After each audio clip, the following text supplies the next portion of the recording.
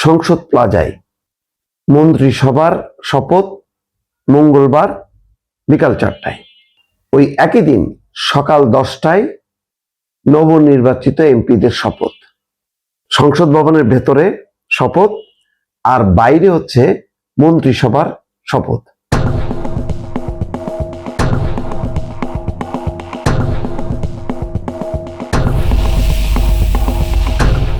চমৎকার, কম্বিনেশনটা ভালো। আরেকটা বিষয় উল্লেখযোগ্য যে এবার ভারত, পাকিস্তান সহ 13টা দেশের সরকার এবং রাষ্ট্রপ্রধানকে আমন্ত্রণ জানানো হয়েছে। এটি নিয়েও একটা চমক হয়তো আসতে পারে। নরেন্দ্র মোদী কি সত্যি সত্যি আসবেন, নাকি উপরাষ্ট্রপতি অথবা পররাষ্ট্রমন্ত্রী আসবেন, সেটি এখনো ঘোষণা হয়নি। নরেন্দ্র মোদী ঠিক ওই সময় আসবেন কিনা কিছুটা সন্দেহ আছে, কারণ 17 তারিখে ফ্রান্সের সম্ভবত প্রেসিডেন্ট অথবা প্রধানমন্ত্রীর সঙ্গে কোনো বৈঠক আছে, ভারতে সফরে আছেন। তো সুতরাং নরেন্দ্র মোদীর আসার সম্ভাবনা কম। পাকিস্তানের শাহবাজ শরীফ প্রধানমন্ত্রী আসবেন নাকি পররাষ্ট্রমন্ত্রীকে পাঠাবেন, সেটাও দেখার বিষয়। কারণ তারেক রহমান তার নেতৃত্বে বিএনপি বিপুল বিজয় পর নরেন্দ্র মোদী প্রথম টেলিফোন করেন, সরাসরি কথা বলেছেন। তার পরের দিন কথা বলেছেন শাহবাজ শরীফ, পাকিস্তানের প্রধানমন্ত্রী। বিএনপি সরকারের সাথে সম্পর্ক স্থাপনের ব্যাপারে পাকিস্তান এবং ভারতের একটা নতুন করে লড়াই শুরু হবে বলে আশা করা যায়। ইতিমধ্যে গত 17 মাসে পাকিস্তান অনেক দূরে গিয়েছে, ভারত পিছিয়েছে অথবা স্থির থেকেছে। তারা অপেক্ষা করেছে নতুন সরকারের জন্য। তারা বারবার বলেছে বাংলাদেশের নির্বাচন হওয়ার পর নবনির্বাচিত সরকারের সঙ্গেই তাদের সম্পর্ক হবে এবং সম্পর্কের উন্নতি করবে। এবং সেই বার্তা ইতিমধ্যে বিএনপির পক্ষ থেকেও দেওয়া হয়েছে। ইতিমধ্যে গতকালকে ভারত অপেক্ষা করছে সেই বার্তার বাস্তবায়নের জন্য।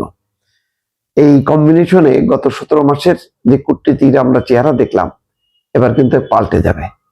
কে কত বেশি বিএনপি সরকারকে কাছে নেবে তার একটা প্রতিযোগিতা থাকবে। প্রতিযোগিতায় পিছিয়ে থাকবে না চীন, পিছিয়ে থাকবে না আমেরিকা। ইতিমধ্যে তাদের পক্ষ থেকে তারেক রহমানকে শুভেচ্ছা জানানো হয়েছে। সুতরাং একটা নতুন কূটনৈতিক মেরুকরণ ঘটবে। বিএনপির নতুন সরকারে আসার সাথে সাথে একটা কূটনৈতিক মেরুকরণ ঘটবে।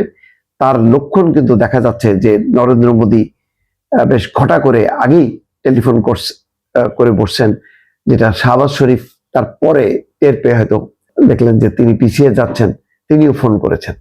কামড়াকামড়ি একটা চলতে থাকবে। এর মধ্য দিয়ে বাংলাদেশের বিএনপি সরকারের জন্য বড় চ্যালেঞ্জ এই যে উত্তেজনা বাংলাদেশকে ঘিরে পাকিস্তান এবং ভারতের, এই উত্তেজনা হ্রাস করা, কমিয়ে আনা, ভারতের সাথে বিশেষ করে সম্পর্ক যেভাবে তলানিতে গেছে সেই জায়গা থেকে ফিরিয়ে আনাটা একটা নতুন বিষয় হবে।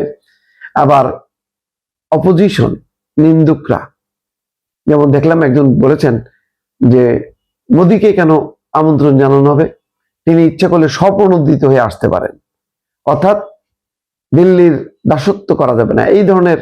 অর্থাৎ এখন খুঁটিনাটি বিষয়গুলো, স্বাভাবিক সম্পর্কটাকেও অনেকে দিল্লির দাসত্ব, ওই যে দিল্লির সাথে তারেক রহমানের চুক্তি হয়েছে সেই চুক্তি এইভাবে চিত্রিত করার চেষ্টা করবে।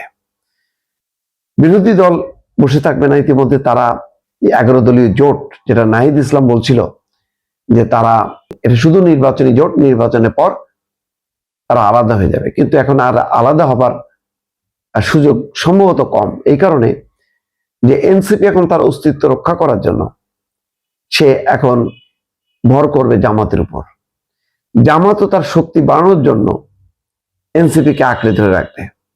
এবং তারা দেখলাম যে তাদের বিভিন্ন জায়গায় কর্মীদের উপর বা দলের উপর হামলার জন্য তারা প্রতিবাদ কর্মসূচি পালন করবে, ঘোষণা দিয়েছে আগামীকালকে। এক জোটবদ্ধভাবে তারা একটা বিরোধী দল হিসেবে আবির্ভূত হয়েছে এবং এই নির্বাচনী জোটটা এখন বলা যায় যে একটা পার্মানেন্ট জোটের রূপ নিল, রাজনৈতিক জোটের রূপ নিয়েছে। এবং এটা স্বাভাবিক।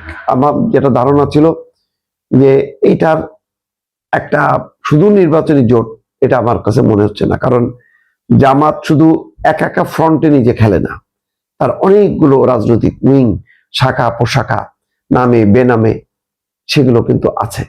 সেগুলো দিয়ে এখন তারা শুরুতেই যেহেতু ভোটের হিসাবে 20 লাখ ভোট কম বেশি, 4,53,000 আর তারা 4,43,00,000, 4,53,000,000 আর 4,33,00,000 ভোটের পার্থক্য, মানে 20 লাখ।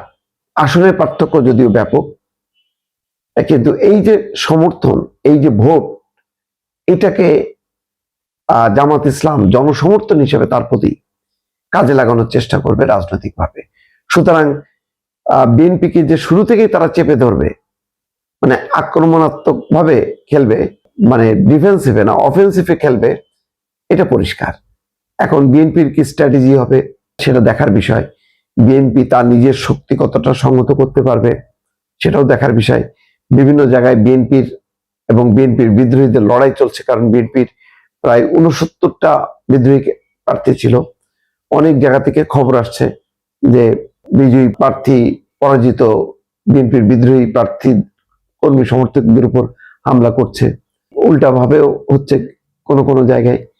তো এই যে আভ্যন্তরীণ কোন্দল কলহ, এইটা বিএনপিকে আরো পর্যদস্ত করবে যখন নাকি 11 দলীয় জোট, নির্বাচনী জোটটা এখন রাজনৈতিক জোট হিসেবে আবির্ভূত হবে এবং সংসদের ভেতরে বাইরে তারা লাগাতার ভাবে আন্দোলন কর্মসূচি চালিয়ে যাবে। ফলে বিএনপির জন্য খুব মানে কুসুমাস্তীর্ণ রাস্তা সামনে, এটা মনে করার কোনো কারণ নেই। একদিকে আন্তর্জাতিক মেরুকরণ, অন্যদিকে আভ্যন্তরীণভাবে রাজনীতির মেরুকরণ, এই বিষয়গুলো বিএনপি এখন কিভাবে হ্যান্ডেল করে সেটি এখন দেখার বিষয়। দর্শক।